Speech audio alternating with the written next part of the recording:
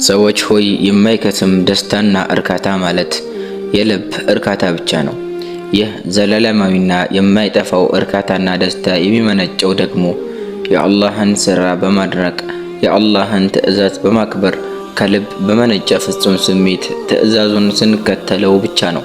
አዎ አንድ የአላህ ባሪያ ጸጥ ረጭ ባለው ሌሊት እንቅልፉን ትቶ ለአላህ ሱብሓነሁ ወተዓላ ስጁድ በማድረግና ዱዓ በማድረግ የሚያገኘው እርካታ በገንዘብ፣ በሲኒማ ቤት፣ በዳንስ ቤት፣ በስልጣን፣ በስካርና በማመንዘር የሚገኝ ይመስላችኋል? ለዚህ አይደል ዓቢዱና ዛኪሩ ኢብራሂም ኢብኑ አድሃም እንዲህ ያሉት፣ እኛ ያለንበትን ደስታና እርካታ ንጉሶች፣ ባለስልጣኖችና ሀብታሞች ቢያውቁ ኑሮ በጎራዴና በጦር በተዋጉን ነበር ያሉት። አዎ ወላሂ በታንክና በመድፍ በተዋጓቸው ነበር። ይህ ነው ደስታና እርካታ የማይደርቀው ዘላለማዊ ምንጭ ማለት። ወንድሞቼ ደስታና እርካታ ማለት ሊተረጎም፣ ሊዳሰስ፣ ሊጨበጥ ወይም ሊታወቅ የሚችል ነገር ሳይሆን በአላህ ኢማንና በተቅዋ ከልብ የሚመነጭ ስሜት ነው። አዎ የፀሐይ ጨረር ድቅድቅ ጨለማውን ሰንጥቆ ሲወጣ እንደሚፈነጥቀው ብርሃን ማለት ነው። ሰዎች ሆይ ካጉል ስሜት የምታገኙት ደስታ መሰል ናፍቆት የሚመነጨው ከሁለት ነገሮች ነው። አንደኛው ያያችሁትን ነገር ሁሉ ለማግኘት በመጓጓት ሲሆን፣ ሁለተኛው ደግሞ የማያውቁትን ነገር ለማወቅ ከሚመነጭ ስሜት ነው። ለምሳሌ አንድ ጋጠ ወጥ ሰው እንዲህ አይነት ወንጀል ሰራ ሲባል ብትሰሙ ወይም ራሱ ቢያወራ ይህን ወንጀል በመስራቱ ከበስተጀርባው ያገኘውን ደስታና እርካታ በመገመት የዚህ ሰው አይነት ወንጀል ለመስራት ወይም ዝሙት ለመስራት ወይም ደግሞ ለመጠጣት ትገፋፋላችሁ። ግን ወንድሞቼ ይህ ወንጀለኛ ሰው ቢያስብ ኖሮ ከዚህ ወንጀል በስተጀርባ ያገኘው ደስታና እርካታ ሳይሆን በዚህች አፍታ በማትሞላ ጊዜ ራሱን ዘላለማዊ ከሆነ የአኺራ ደስታ ነበር ያራቀው። አንተ ግን ይህን የአኺራ ደስታ ካሰብክ ይህን ወንጀል ለመስራት አትገፋፋም። በእርግጥም በዚህች ቅጽበት ነፍስያህ ገፋፍታህ ሊሆን ይችላል። በአላህ ፍራቻ ግፊቱን ተቋቁመህ ወንጀሉን ሳትፈጽም በመቅረትህ ግን መላ ሰውነትህ ሐሴትን ትለብሳለች። ይህን ወንጀል ሳልሰራ ቀረሁ እያልክ ሁሌ የምትጸጸት ከሆነ ግን በዚህች አዱንያ ላይ የሚያሳስብህ ነገር ቢኖር ወንጀል ብቻ ይሆናል ማለት ነው። ሰዎች ሆይ ዓይን ወደ ወሲብ ቀስቃሽ ገላ ታያለች። ጆሮ ሙዚቃዎችንና የማያስፈልጉ ነገሮችን ታዳምጣለች። አእምሮ ደግሞ እነዚህን ቀርጾ ከትዝታ ሳጥን ውስጥ ያስቀምጣል። ትዝታ ደግሞ ከሚገባው በላይ አሳምሮ ያቀርብልሃል። ይህም ሁሉ ነገር እያለ አንድ ወጣት ከሐሳቡ የሚባንነው መርዙ በመላ አካሉ ከተሰራጨ በኋላ ነው። በተለይ ይህ ሰው ሃይማኖቱን ከዘነጋ በዚህች አዱንያ ላይ የሚያሳስበው ነገር ቢኖር ስሜቱና ፍላጎትን የሚያረካበት መንገድ ብቻ ነው የሚሆነው። ሐሳቡ ሁሉ ስሜት ይሆናል። ተኝቶም ስሜት፣ የሚያወራውም ሁሉ ስሜት፣ በህልሙ የሚያስበው ሃይማኖቱም ስሜት፣ ትምህርቱም ስሜት፣ ስራውም ስሜት ብቻ ይሆናል። ስለዚህ አላህ ሱብሓነሁ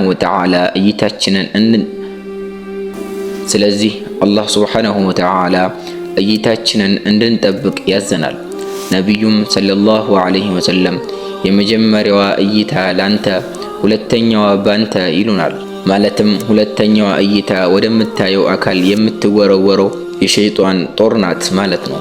እና ወንድሞቼ ማንኛውም ወንጀል የምትጀምረው ከማየት ነው። ብዙ ሰዎች ደግሞ ወደ ጀሃነም የሚነዱት በማይገምቱት ጥቃቅን ወንጀሎች ነው። እናንተ ሰዎች ሆይ ኑራችኋል። በዚህች ዕድሜያችሁ ከተሰጣችሁ ዕድሜ ዓመታትን ውስጥ አላህንም ወንጅላችኋል፣ ትዕዛዙንም አክብራችኋል። እስኪ ተመልከቱት፣ በዚህ ካሳለፋችሁት ዕድሜ ውስጥ ምን እንደቀራ።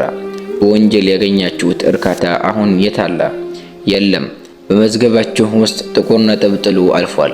የአላህን ትዕዛዝ ያከበራችሁስ ትልቅ ትውስታን ትቶ ከመዝገባችሁ ላይ ጥሩን ሥራ አስፍሩ አልፏል።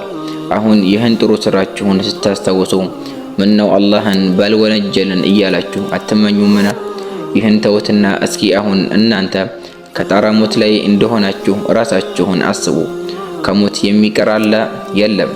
የሞትስ መድኃኒት የሚያውቅ ሰው አለ? የለም። እስኪ ራሳችሁን ጠይቁ። ሰዎች ሆይ መሬትና ሰማይን ከመካከሉ ሁሉ ያሉትን ነገሮች እናንተን ጨምሮ ከፈጠረ ጌታ ፊት እንደቆማችሁ አድርጋችሁ ራሳችሁን እስኪ ቁጠሩትና እንዲህ ስትሉ አስቡ።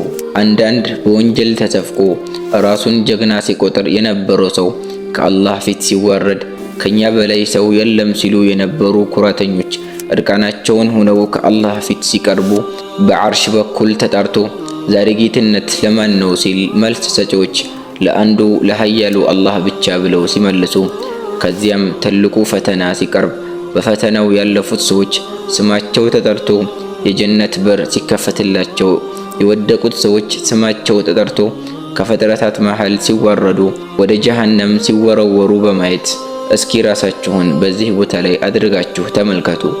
ያን ጊዜ ታዲያ የታለ አሁን በወንጀል የምታገኙት እርካታ? አይናችሁን የምታስደስቱባት ዘፋኝ ወይም አሸብሻቢ የቡና ቤት ሴት አሁን የታለች?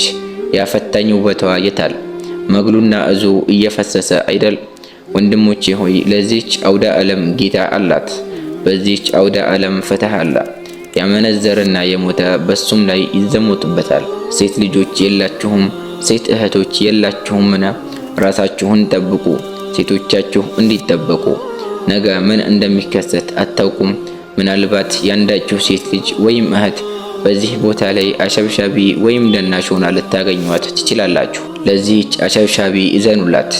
ይህች ሰው ከምንም አልመጣችም፣ እንደናንተ እናትና አባት አላት ሲሉ ሼኹ ሳናስበው እንባቸውን በጉንጮቻችን ላይ መፍሰስ ጀመረ። ለአሸብሻቢዋም በጣም አዘንላት። ልክ አባት የደረሰች ልጁን በጋብቻ ለመሰተር በእዝነት አይን እንደሚያየት ሁሉ ይህችንም ደናሽ ልክ የዚያን ያህል አድርገን አየናት። መጀመሪያ ግን አበባዋን ለመቅጠፍ እንዳልተመኘናት ሁሉ አሁን እናዝንላት ጀመር። ከዚያች ቀን በኋላ ይህችን ደናሽ ወይም አሸብሻቢ ከዚህ እርኩስ ስራ አላቀናት ለአንድ ከኛ ውስጥ ጥሩ ሰው ነው ለምንለው ሰው ዳርናት። አሁን ይህች ሴት የቤት እመቤትና የልጆች እናት ሆናለች እልሃለሁ።